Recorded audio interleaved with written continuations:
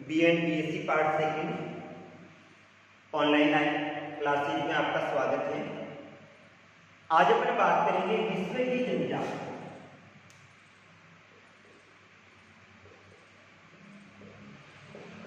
विश्व की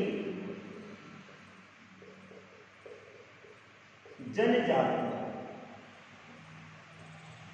एक तो होती है प्रजाति, पहले ये समझा लेता हूं, और दूसरी होती है जनजाति। प्रजाति का मतलब होता है व्यक्ति के शारीरिक लक्षण,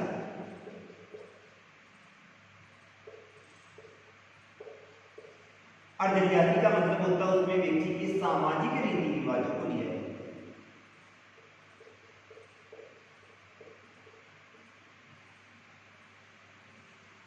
प्रजाति में तो किसको लिया जाता है? व्यक्ति के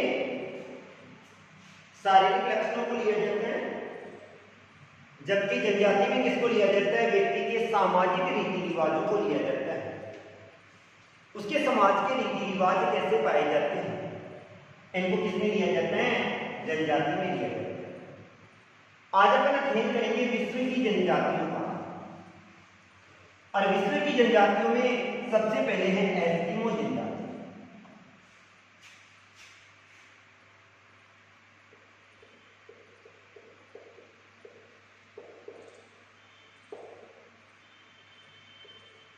कौन सी जनजाति? एस्किमो जनजाति। ये लोग कहां निवास करते हैं? तो अपन कोष्टक में लिखेंगे ध्रुवीय प्रदेश के निवासी।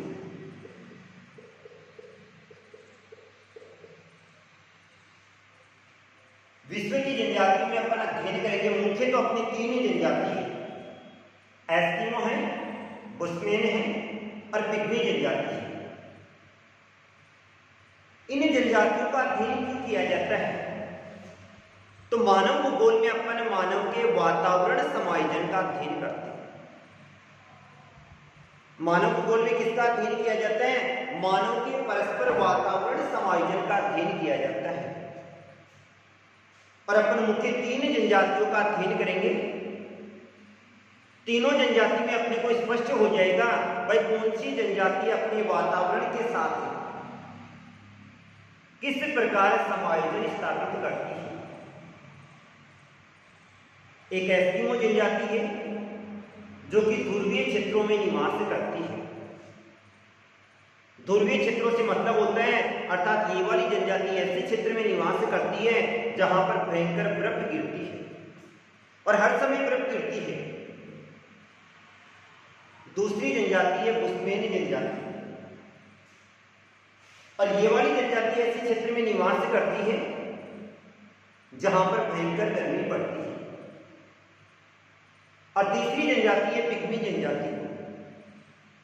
ये वाली जनजाति ऐसे क्षेत्र में निवास करती है जहां पर भयंकर वर्षा होती है। तो तीन अलग अलग क्षेत्र हो गए।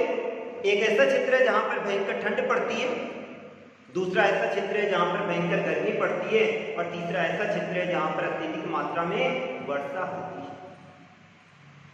अब अपन बात करते हैं एस्किमो जनजाति के निवास क्षेत्र।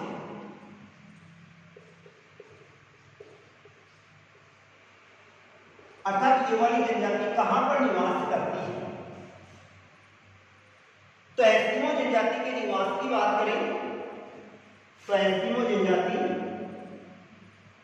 65 डिग्री से लेकर 70 डिग्री उत्तरी अक्षांश में निवास करती है।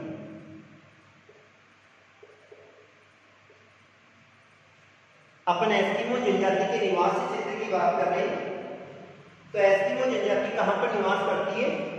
65 डिग्री से लेकर 70 डिग्री उत्तरी अक्षांश के मध्य निवास करती है। कितने? 65 डिग्री से लेकर 70 डिग्री उत्तरी अक्षांश के मध्य निवास करती है। अर्थात ये वाली जनजाति कहां निवास करती है? बैफिन द्वीप में निवास करती है,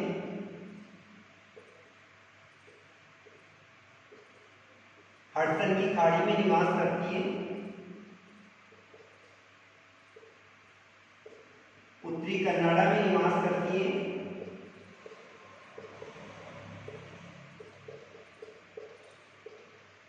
ग्रीनलैंड में निवास करती है और साइबेरिया में निवास करती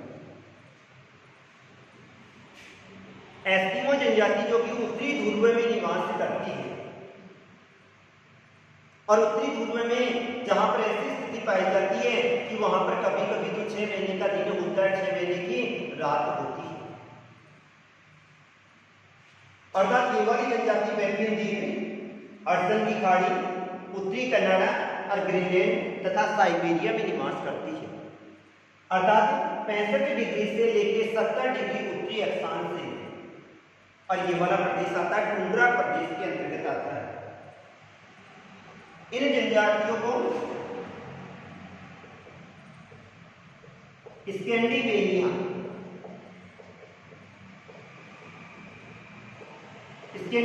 में इसको क्या कहा जाता है? लेप्ट से कहा जाता है। स्कैंडिनेविया में क्या कहा जाता है? लेप्ट से कहा जाता है।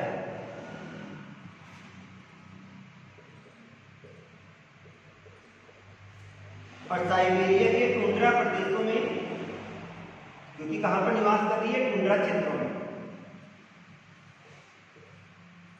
टुंड्रा प्रदेशों में याकुती, चकची, तुंग तथा सेमोयड्स के नामों से जाना जाता है। किस किस नाम से जानते हैं? याकुती, चकची, तुंग और सेमोयड्स के नाम से जाना जाता है। तो अलग अलग नाम हो गए। स्कैंडिनेविया में लेप्ट से, साइबेरिया के टुंड्रा प्रदेशों में याकुत, चकची, तुंग और सेमोयड्स के नाम से जाना जाता है। अब एस्किमो जनजाति किसी क्षेत्र में निवास करती है, वहां का वातावरण कैसा पाया जाता है? तो वहां पे कठोर शीत ऋतु होती है। ये शीत ऋतु भी लंबी होती है, कठोर भी होती है और लंबी क्या पाई जाती है? शीत ऋतु पाई जाती है। यहां पर जो वर्षा होती है वो भी किसके रूप में होती है? बर्फ के रूप में। और जो आंधियां चलती हैं वो भी कैसी चलती है? बर्फीली आंधियां चलती है। एस्किमो जनजाति के लोग जिस क्षेत्र में निवास करते हैं वहां पे कठोर शीत ऋतु पाई जाती है। शीत ऋतु लंबी होती है, वर्षा बर्फ के रूप में होती है और यहाँ पर क्या चलती है? बर्फीली आंधियां चलती है। यहाँ पर शीत ऋतु के समय का अध्ययन करें तो 9 माह की शीत ऋतु होती है। कितने की? 9 महीने की कठोर शीत ऋतु होती है और इस समय सूर्य का प्रकाश भी नहीं दिखाई देता है और तापमान पहुंच जाता है -46 डिग्री सेल्सियस पहुंच जाता है। टेम्परेचर कितना हो जाएगा? -46 डिग्री सेल्सियस हो जाता है। अब अपन बात करें वनस्पति। टुंड्रा प्रदेशों की अगर बात करें तो टुंड्रा प्रदेशों में वनस्पति का क्या पाया जाता है? अभाव पाया जाता है। टुंड्रा प्रदेशों में वनस्पति का अभाव पाया जाता है। अतः यहां पर शैवाल, काई हुआ, लेजेंस हुआ, अर्थात क्या पाई जाती है? रंग बिरंगे फूलों वाली वनस्पति पाई जाती है।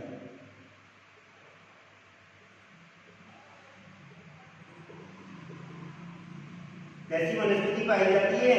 रंग बिरंगे फूलों वाली वनस्पति पाई जाती है। अब इन क्षेत्रों में जानवरों का अध्ययन करें। जानवर कैसे पाए जाते हैं? तो यहां पर दोनों प्रकार के जानवर पाए जाते हैं। जलीय जीव भी पाए जाते हैं और स्थलीय जीव भी पाए जाते हैं। जलीय जीवों में सील मछली पाई जाती है और एस्किमो के जीवन में सील मछली का सबसे महत्वपूर्ण स्थान है। व्हेल भी पाई जाती है और वालरस।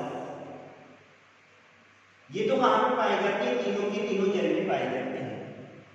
सील मछली, व्हेल मछली और वालरस ये कहाँ पर पाए जाते हैं? स्थलीय जीवों में पाए जाते हैं, सॉरी जलीय जीवों में पाए जाते हैं। स्थलीय जीवों का अध्ययन करें तो भालू, कैरिबो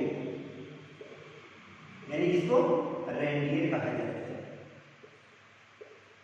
और ध्रुवीय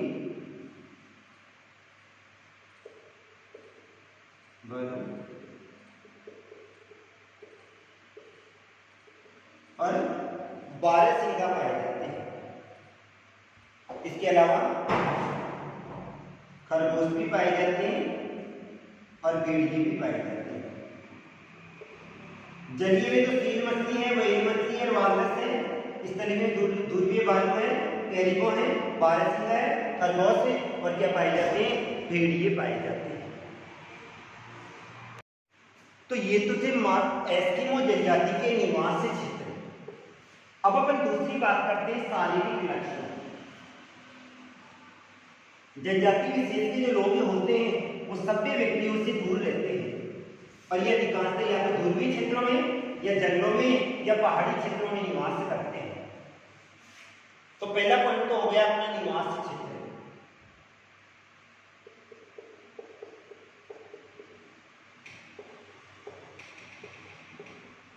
दूसरी बात आती है शारीरिक लक्षण, यानी एस्किमो जनजाति के लोगों के शारीरिक लक्षण कैसे पाए जाते हैं। तो सबसे पहली बात आती है एस्किमो जनजाति के जो लोग होते हैं वो नाटी कद के होते हैं,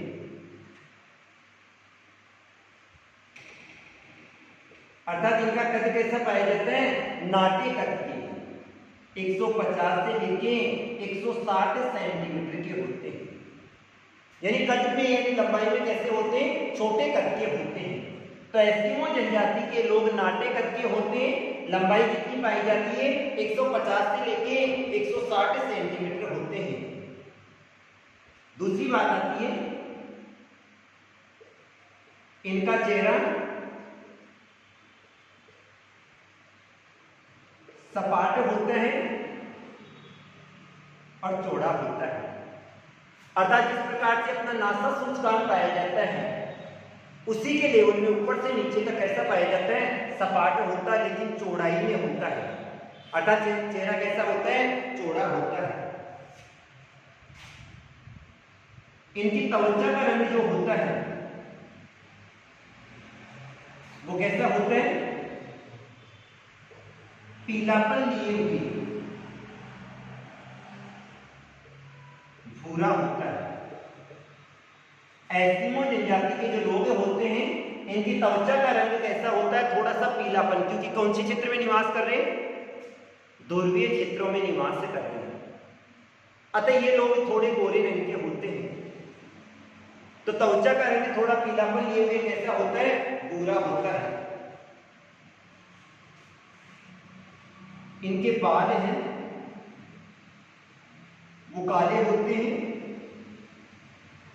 लेकिन बद्दे होते हैं। बद्दे का मतलब रुई के समान पाए जाते हैं।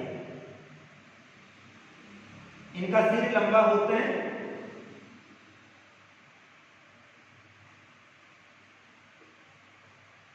तथा गालों की हड्डियां उभरी हुई होती है।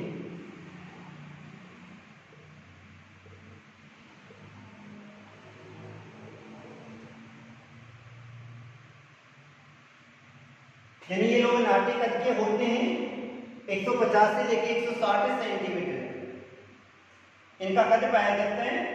इनका चेहरा कैसा होता है? सपाट होता है, चौड़ा होता है। त्वचा जो कि पीलापन लिए हुई भूरी होती है। इनके बाल कैसे होते हैं? काले होते हैं, भद्दे होते हैं।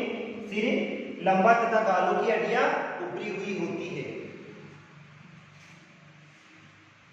नेत्र कैसे होते हैं? कत्थई रंग के होते हैं। और पलकें कैसी होती है? तिरछी होती है। एस्किमो जनजाति के लोगों के आंखों का जो रंग होता है, नेत्र कैसे पाए जाते हैं? तो नेत्र कैसे होते हैं? कत्थई होते हैं। और इनकी पलकें कैसी होती है? तिरछी होती है। कैसी होती है? तिरछी होती है। ये सारे के सारे जो लक्षण हैं वो एक प्रजाति है, कौन सी है? मंगोलाइड।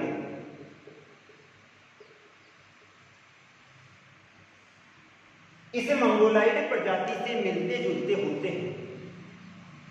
ये सभी लक्षण मंगोलाइड प्रजाति से मिलते जुलते होने के कारण से एस्किमो जनजाति की उत्पत्ति किससे मानी जाती है? मंगोलाइड प्रजाति से मानी जाती है। एस्किमो जनजाति के लोगों की शारीरिक संरचना का अध्ययन करें तो ये लोग नाटे कद के होते हैं, चेहरा सपाट और चौड़ा होता है, त्वचा का रंग पीलापन लिए हुए भूरी होती है, बाल काले और भद्दे होते हैं, सिर लंबा होता है, गालों की हड्डियां उभरी हुई होती है, नेत्र कत्थई होते हैं, पलकें तिरछी होती है। ये सारे के सारे लक्षण मंगोलाइड प्रजाति से मिलते जुलते होने के कारण से एस्किमो जनजाति की जो उत्पत्ति मानी जाती है वो किससे मानी जाती है? मंगोलाइड से मानी जाती है। इसके बाद में अपन बात करते हैं आर्किड।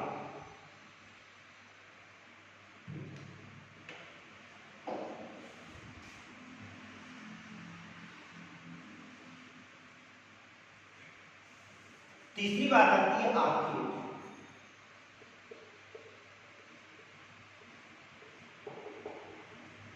एस्किमो जनजाति के लोग जिस क्षेत्र में निवास करते हैं वहां पे कठोर शीत ऋतु पाई जाती है और वहां पे कठोर शीत ऋतु होने के कारण से वहां पर कृषि कार्य नहीं होता है, वनस्पति का भी अभाव पाया जाता है, अतः यहां पर स्थलीय और जलीय जीव भी पाए जाते हैं।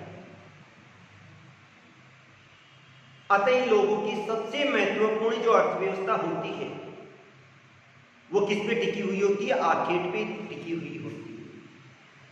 अगर इनको भोजन की आपूर्ति होती है वो भी किससे होती है? पशुओं से ही होती है।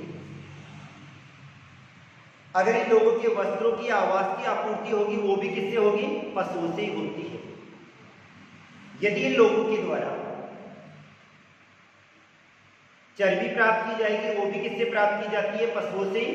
और परिवहन के साधनों का निर्माण किया जाता है वो भी किससे होता है? परिवहन यानी पशुओं से ही होता है। और एस्किमो जनजाति के जो लोग होते हैं उनकी अर्थव्यवस्था का जो मुख्य साधन है वो क्या है? सील मछली। ये इसी सील मछली से मांस भी प्राप्त करते हैं, वस्त्रों हेतु खाद भी प्राप्त करते हैं, औजार और परिवहन के साधनों हेतु